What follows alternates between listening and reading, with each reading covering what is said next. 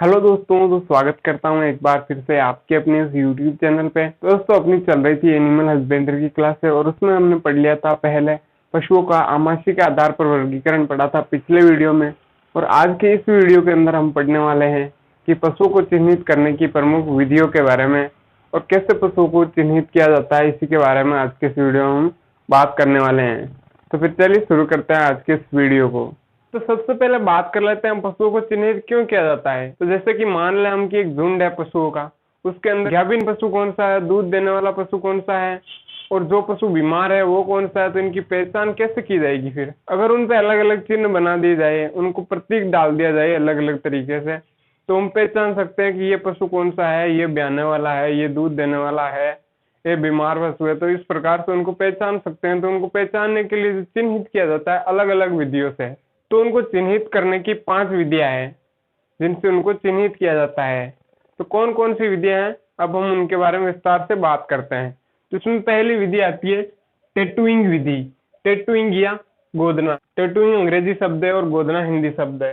तो टैटूइंग कैसे की जाती है? टैटू बनाते हैं, आप सबने देखे ही होंगे, अभी सिद्धू मूसेवाला ट्रेंडिंग टैटू चले थे। तो उसी प्रकार से पशुओं के भी जो मुलायम त्वचा होती है उस पर टैटू बना दिया जाता है, कोई शब्द लिख दिया जाता है कुछ इस प्रकार से।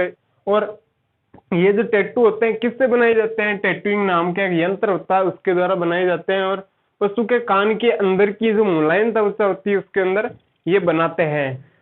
और ये जब बनेंगे तो परमानेंट ही रहेंगे, तो इसलिए उनको स्थायी चिन्ह कहते हैं। और ये किसमें सबसे अधिक प्रचलित है? गाय और भैंस के अंदर सबसे अधिक प्रचलित है। और किस उम्र पे ये पशु पर की जाती है इस प्रकार की चिन्हित करने की क्रिया टैटूइंग की? तो ये 7 से 15 दिन की आयु होती है जब पशु की, तो उस समय ही उनके यहाँ कर दी जाती है ये विधि। तो उसके बाद में ये अगली विधि है, वो है ब्रांडिंग या फिर दागना विधि। तो ये इस विधि के भी 2 तरीके हैं। पहला है ठंडा दागना और अगला है गर्म दागना। तो ठंडा कैसे दागा जाता है? कोई भी अगर हम चिन्ह बना रहे हैं तो उस चिन्ह का एक सांचा बना दिया जाता है और उस सांचे को इतना गर्म कर दिया जाता है कि जैसे ही पशु की त्वचा पर लगाए उसको, तो वो चिन्ह वही का वही बन जाए। और जो त्वचा होती है वो जल जाती है, जो ऊपर बाल नहीं होते त्वचा के वो जल जाते हैं, जिससे कि वो त्वचा दिखने लग जाती है और वो चिन्ह होता है वो जैसा का जैसा वहां दिख जाता है। तो ये क्रिया करने से पहले क्या लगाया जाता है? उस पर ब्रांडिलेक्स नाम का एक पदार्थ लगाया जाता है, जिससे कि ब्रांड से ही पता चल रहा है, ब्रांडिलेक्स नामक पदार्थ उसके ऊपर लगाते हैं, जिससे कि उसको जलन ना हो, कोई दर्द ना हो पशु को, इसलिए लगाते हैं। जिससे कि पशु के जो बाल होते हैं त्वचा के वो हट जाते हैं पहले ही इससे अच्छे से। तो ये जो ब्रांड या दाग बनाया जाता है ये पशु की पीठ के ऊपर बनाते हैं और ये अस्थायी विधि होते हैं, क्योंकि जब हम पशु की त्वचा पर गर्म सांचे को लगाएंगे तो कुछ दिन बाद में उस त्वचा और फिर से बाल आ जाएंगे और वो चिन्ह वापस मिट जाएगा। तो इस कारण से ये विधि अस्थायी विधि है। और ये किसमें? गाय और भैंस में सर्वाधिक प्रचलित विधि है। और ब्रांडिंग कुछ इस प्रकार से की जाती है। तो बात कर लेते हैं अगली विधि की। तो अगली विधि है ईयर नोचिंग या कान काटना।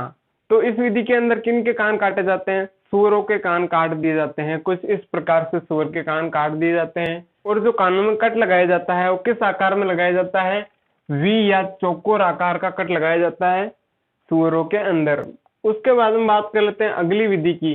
तो अगली विधि है पेंटिंग या रंग लगाना। और ये किन में प्रचलित है? बकरियों भेड़ में। तो क्या है पेंटिंग या रंग लगाना? मान लो कि अगर रामू और श्यामू के पास झुंड है भेड़ों के, वो एक साथ चराने के लिए जाते हैं। कहाँ? चारागाह के अंदर उनको चराने के लिए जाते हैं और एक साथ उनकी भेड़ें मिल जाती है। तो रामू और श्यामू उन भेड़ों को कैसे पहचानेंगे? रामू की भेड़ों के ऊपर रंग लगाया हुआ होगा या चिन्ह क्या होगा? कलर लगाया हुआ होगा, जिससे कि रामू उन भेड़ों को पहचान लेगा। तो इसीलिए भेड़ों या बकरियों के ऊपर ये विधि प्रयोग में ली जाती है। रंग लगाना या कलर करना ये विधि होती है, इसको पेंटिंग विधि भी कहा जाता है। तो ये पशु की पीठ के ऊपर रंग लगा दिया जाता है, जिससे कि उनको पहचानने में आसानी रहे। और इससे जो भेड़ों के अंदर ऊन की गुणवत्ता है वो काफी खराब हो जाती है, जिससे वो सख्त होने लग जाती है ऊन जो रंग लगाने के कारण। इस कारण से ऊन खराब हो जाती है। और भेड़ों के अंदर जो प्रजननकालीन भेड़ होती है उनकी पहचान भी इसी के द्वारा की जाती है कि जो भेड़ प्रजनन योग्य है तो उनके ऊपर ये चिन्ह बना दिए जाते हैं। उसके बाद हम बात कर लेते हैं अगले विधि की। तो अगली विधि है रिंग या छल्ला डालना।